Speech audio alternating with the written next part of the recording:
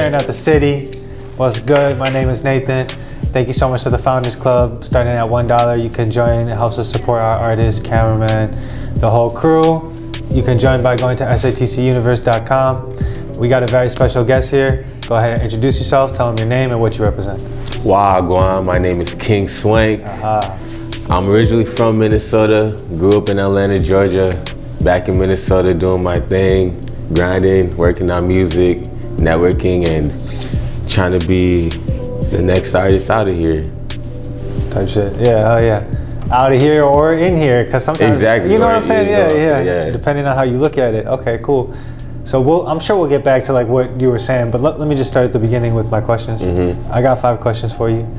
Okay, so we're talking about Minneapolis. We're in the Twin Cities. Shout out St. Paul. And you live in Sticks, right? Yeah, Sticks is my roommate. Yeah. So y'all live together. That's like, and you're tied in with like Ozone and like. Do you know Libyanka? Yeah. Yeah, like that's the whole. And like that whole. I feel like that's like a pocket. You know what I'm saying? Talk about like what you see there and like how you fit in, or if you fit in. Maybe you're doing your own thing. You know. Libyanka, like I said, that's the home girl. We're both former artists of the collective Ozone Creations. Yeah. That's where we originally met. You know, Ozone currently consists of OB, Original, Breezy Too Fresh, Summertime TV, Chinwei, and Bakari. And so you are no longer part of Ozone, or I'm not a current member, but okay. I'm a affiliate. But you were a member, like Okay. Yeah, I was a member. I'm always confused because I'm like, who is in Ozone? Like I'm like, is Oyo Joe in Ozone? I'm like, I'm always wondering. So it's like, Mac, let's see. I honestly never really know. So and Mac. Sorry, I forgot Mac. I never know. You know, so it's like, But anyways, What else? Yeah, how else do you feel about like the scene, the community, like? Or again, maybe you're like just doing your own thing, like too, like you talk about your own movement. I feel good about the scene. I love the scene out here. It's very diverse. There's different pockets. So many artists. Part of a team? I'm not currently part of the team. Right now I'm just doing shit dolo, but you making moves? Huh? I said you making moves. Oh yeah, definitely making moves. Definitely making moves. I wear many hats as well. I DJ, I produce, I engineer, and I'm an artist and a performer. So I like to do all that and network while I'm doing it. Yeah. Hell yeah. So yeah, talk about making beats, because I honestly didn't even know you make beats. That's actually how I got my foot in the door with music. So, like I said, I'm originally from Minnesota. I was born in St. Paul at St. Joseph's, not too far from here actually. And when I was younger, my parents divorced and I ended up moving to Atlanta, Georgia. Atlanta. When, like elementary school, middle school? This was like beginning of high school, like high school, okay. Middle of high school, For sure. So you kind of like grew up here and then like. Exactly. So I literally spent like my young life here and my younger life up to my second year of college in Georgia, and then decided to move back up here. For sure. But I'll still come up here during the summers to kick it with friends or the few homies I know and whatnot, and also just to network. You feel like you still got connections down there? Down south? Oh yeah, definitely, yeah. I just headlined First Ave in September, and I had 2 of my homies from Atlanta who are also artists come and join me on stage.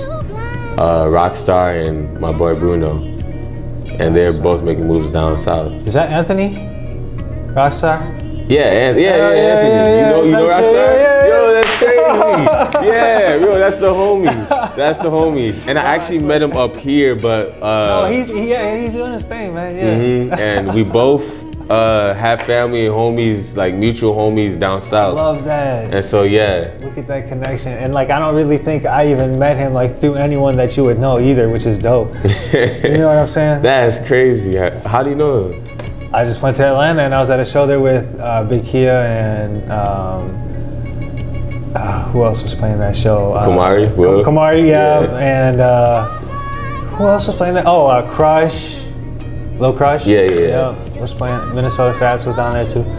So that was a fun time. That's crazy. It's funny. I was just talking about that.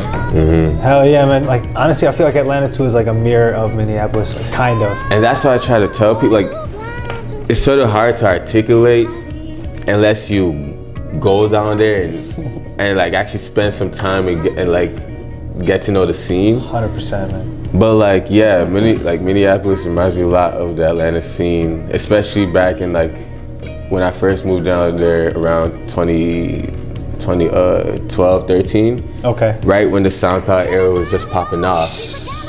Like, there was a whole lot of community, like, I don't know, there was like, everyone was just, there was competition, but there was a whole lot of community. There was a whole lot of support, like, and just like we're seeing right now, like, I don't know, Minnesota's bubbling, like it's brewing something. It's, I don't know, the lid's about to blow out this bitch. So.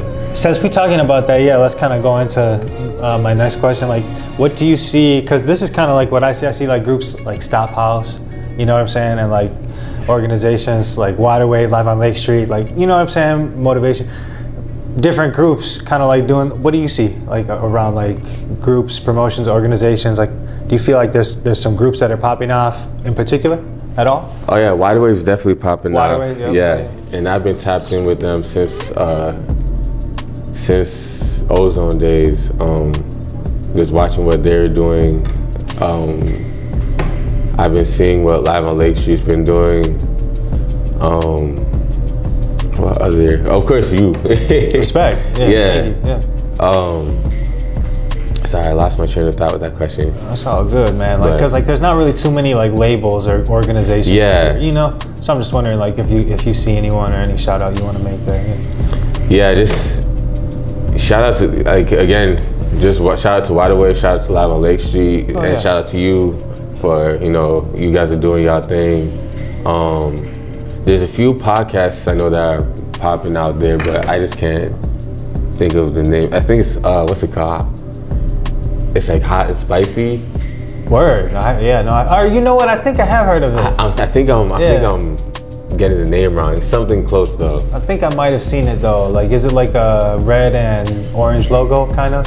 Yeah. Or am I thinking? Okay, yeah. Who knows? And I know of them because my cousin was on there. He did an interview for them. Hell yeah. He's a producer out here as well. I love to see it, man, because like honestly, these things have economy to them. You know what I'm saying? Yeah. Like, they have like the ability to, when you have the conversation, then you don't know who's listening. They could then get a show opportunity. They get paid from that. Or someone like has a shirt on and they're like, oh, I like that local brand. What brand is that? And they go buy it. Someone gets paid. Yeah. You know what I'm saying? Or someone, you know what I'm saying? So you never know. What you see could be different from what I see. So I love to give artists opportunity to just be like, this is what I see. Facts. Yeah, hell yeah.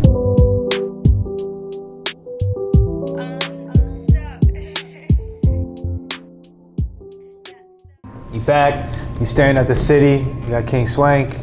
Yes, sir. Describe your style, and also, what's kind of like a two-part question. Describe your style, and also, what do you want with music or from music? Or maybe you just love to make music. You know what I'm saying? Or like, some people just love to enjoy making music, or some people have a goal with it as well. Describe your style, and what do you want like with that? So as far as my style, I pull inspiration from a lot of different things and artists and sounds. One of my biggest inspirations, or actually two of my biggest inspirations, are Joey Badass and Tyler the Creator. Fire. Yeah. Perfect. Yeah, it's a great combo. I've been listening to them since I was early middle school. And Joey is one of my big inspirations because when I was a kid, my dad used to listen to a lot of Biggie. And so I can see that. Yeah. Yeah. Did Joey say like that he drew inspiration from Biggie? Yeah, no, he definitely drew inspiration for Biggie, and well, Joey just shows respect to all the New York greats in general. I feel you. Yeah. While doing it in his own way, because if you take it back again to when he was coming out, he was like, that makes sense. people call him an old school rapper. You could hear it. And, but he wasn't an old school rapper. He was just rapping, but in an old school style. But the beats the production he was using was unique in its own way. It might have even been futuristic, depending on how you look at it. Exactly. Yeah. Because now if you look at people like Griselda, like right, like do you call that like the new wave, or is it like old school? At a certain point, is it old school? Is it just like the new wave of the old school? It's a new wave of that old school sound. Yeah. I'd love to see the cycles, man. Mm-hmm. Okay. But taking it back to the inspirations, Joy and Tyler, like I love Tyler's raw and grittiness, and the fact that he also was a producer. He produced all his own tracks. That made me want to do the same thing. And Joy, again, with his flow and his wordplay and the way he can punch in and be aggressive, and And so I get that from those guys and apply that to my tracks. And when you listen to my production or the way I'm flowing, or like how I might throw my voice off like Tyler, or even have an alter ego, Mr. Psychedelics, who's like, okay. yeah. Word, yeah. You know, I haven't heard a ton of your music, but I thought maybe you were gonna like throw an Afrobeats inspiration in there somewhere. Oh yeah, no, I was gonna get to that. Oh, as you well. were okay, yeah. But yeah, my Afrobeats inspiration comes my parents are originally from East Africa, Uganda specifically, and I grew up. My father didn't just listen to hip hop, but he listened to all types of music, including music from Uganda, back home, and a lot of local artists out there like Bobby Wine, BB Cool. Which one is Uganda? Uganda is right next to Kenya. It's small. Okay, it's in the north though, or? East. Okay, I'll have to look at it. Diagonal from Ethiopia. For sure. And it's next to Sudan, yep. Yeah, just looking at it from here. Yeah, I gotta get a bigger map. Yeah, you gotta zoom in on it. But yeah, and their sound, specifically those UG artists I mentioned, their sound sort of reflects off of dancehall too. Cool. In some way. So now when I'm making Afro beats, I like pull from dancehall influence with UG influence, and influence from of course the originator like Fela Kuti and stuff like Nigeria. that. Nigeria. I gotta give you know I'm respect. Nigerian. I'm sorry. Oh, you are? Yeah, I'm half Nigerian. Yeah. That's wild. Yes, sir. That's wild. So, well, your mom or dad? my dad is from Nigeria, and he moved here when he was about 24, I think, 23. That's dope. Yeah, my dad moved here. He never tells me the details. You know what I'm saying? Yeah. That's wild when you think about it. Like, how old are you? I'm 30 now. 30? Yeah. Like, I just turned 26. For sure. Okay. Cool. And I thought you were actually younger than that, but yeah. But yeah, I just turned 26, and like I just said, my dad came here when he was about 24, 25, 26, around there. And I think of where I'm at right now, and I'm like, how did he do that? Like being an immigrant and then having I've had that same thought, like, then... damn. Yeah, it's a crazy leap, you know? And to like, because he still had family over there, you know what I'm saying? Exactly. So it's like, to leave your family. And he didn't go back until I went to UG for the first time in 2016. Yeah, wow. When I was about 17, 18. Okay, that was the first time he went back. You were born here? I was born here, yeah. Okay, and you went there when you were 17? 17, 18, because I was able to, that was the first time I drank legally, because I was outside. I mean, you in the motherland, you know what I'm saying? You gotta have Heineken or something. Yeah, exactly. You know? Something is going down, some Hennessy or you know. But okay, let's keep going. Talk about 2024. What's your goal? What's your goals? 2024, I plan to release the part 2 of my EP Duality. Cool. And yeah, it's actually going to be like, I don't know if you peeped the cover art, but it looks like a vinyl. Word. Yeah. And so I'll put it up.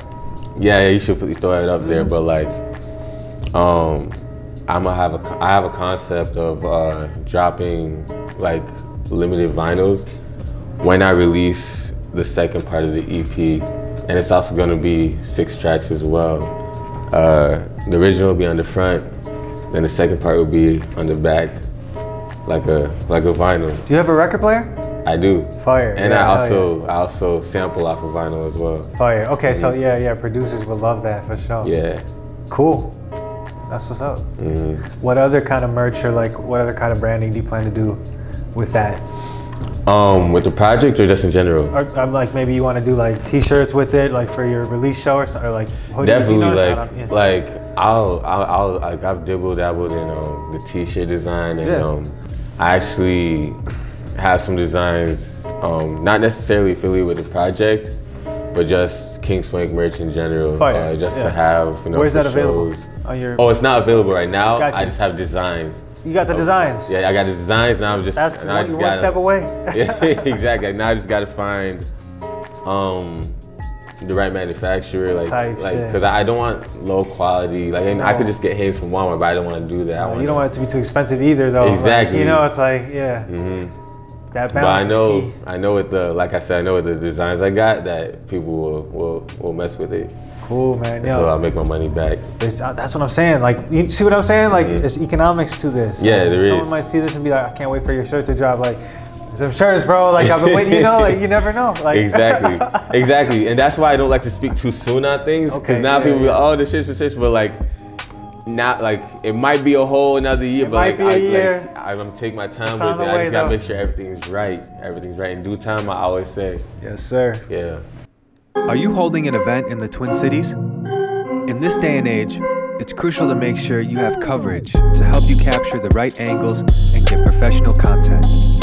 Contact Staring at the City for your next event, show, photo shoot, music video, or any professional media need. You are Staring at the City. All right, hey, yo, we back. You Staring at the City. Yes, sir. We got King Swank in the building, man.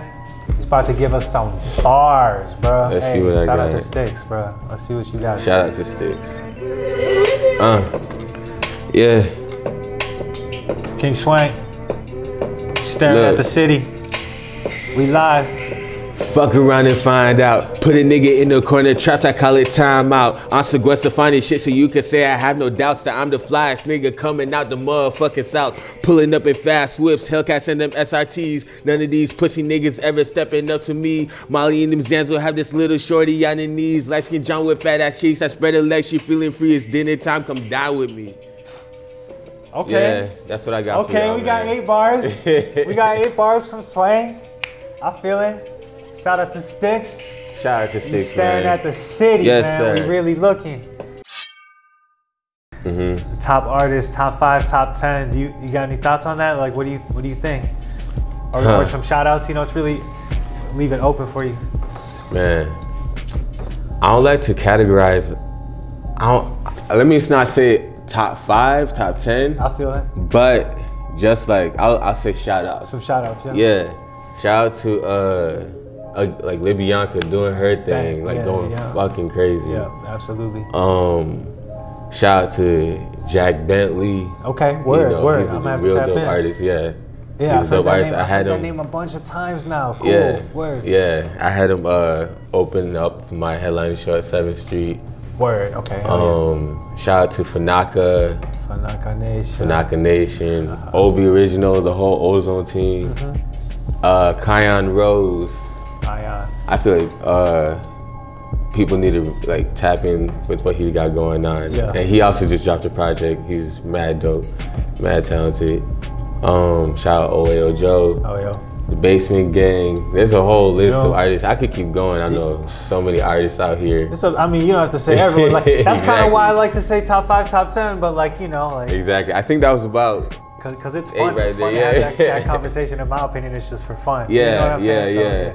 but there is economic side to it as well. Like you see There what I'm is, saying? there is. Our words have real power, bro. Like, so like, thank you for sharing. Yeah. I really appreciate that. That's actually all the questions that I have for Thanks, you. thanks. But if there's anything else you want to share, like, feel free. Once again, I just dropped a project called Duality out on all platforms. Tap in. I dropped a music video called Work. Also, single off the project, produced by Derringer, Lethal. Respect, man. Tap in. You staring at the city. We got King Swank. Yes, sir. Good shit, man. Appreciate it.